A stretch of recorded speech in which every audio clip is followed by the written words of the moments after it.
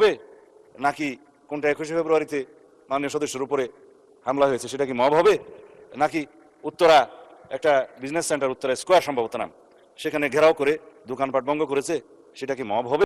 পরিণতি খুব ভালো হয়নি মাননীয় স্পিকার। সে কারণে আমি বিনীতভাবে বলি, আমাদের সম্পূরক প্রশ্নের বিধিনিষেধ যদি এত কড়াকড়ি ভাবে করেন তাহলে আমরা কি করে মন্ত্রী পরিষদকে জবাবদিহিতার আওতায় আনবো? মাননীয় সদস্য, এটা এই অবস্থান থেকে করা হয়নি। We are abide by the rules and regulations of the parliamentary procedure, and I am hereby to declare that I cannot go beyond the procedure. I understand মাননীয় স্পিকার, কিন্তু তারপরেও একটু যদি উদার হই তাহলে বোধহয় ভালো হয়।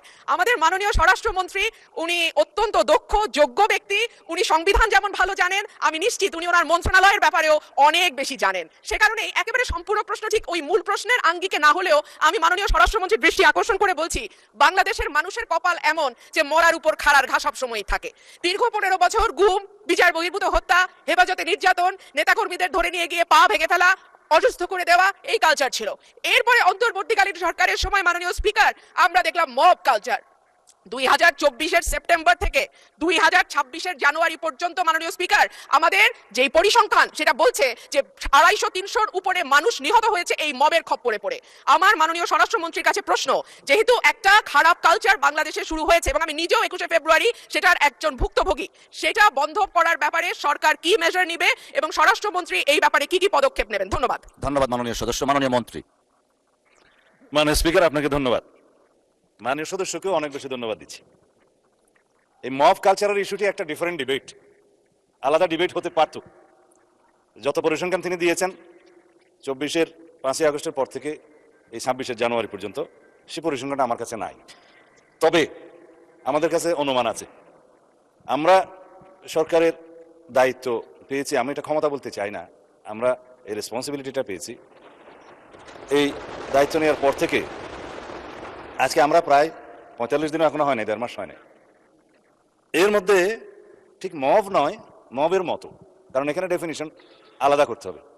কোনটা গাইবান্ধার পলাশবাড়িতে থানায় গিয়ে হামলা সেটা কি মব হবে, নাকি কোনটা 21শে ফেব্রুয়ারিতে মাননীয় সদস্যের উপরে হামলা হয়েছে সেটা কি মব হবে, নাকি উত্তরা একটা বিজনেস সেন্টার উত্তরা স্কোয়ার সম্ভবত নাম, সেখানে ঘেরাও করে দোকানপাট ভঙ্গ করেছে সেটা কি মব হবে?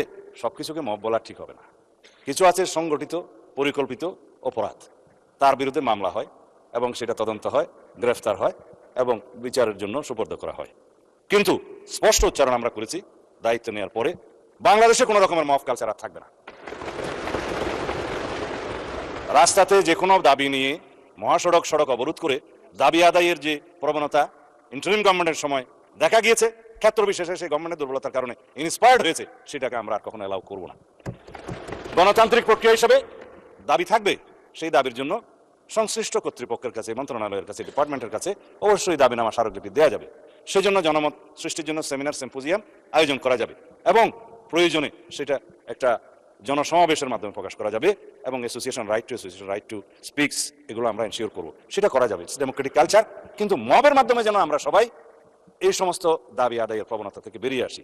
যখন সেটা মব হবে, মবের ডেফিনিশন আলাদা, স্পেসিফিক ক্রাইম হবে, ক্রাইমের ডেফিনিশন আলাদা, কোথাও থানায় গিয়ে আক্রমণ হবে সেটা আলাদা। আমি এই প্রসঙ্গটা এখানে তুলছি না, কারণ এটা একটা রাজনৈতিক বক্তব্য তখন হয়ে যাবে।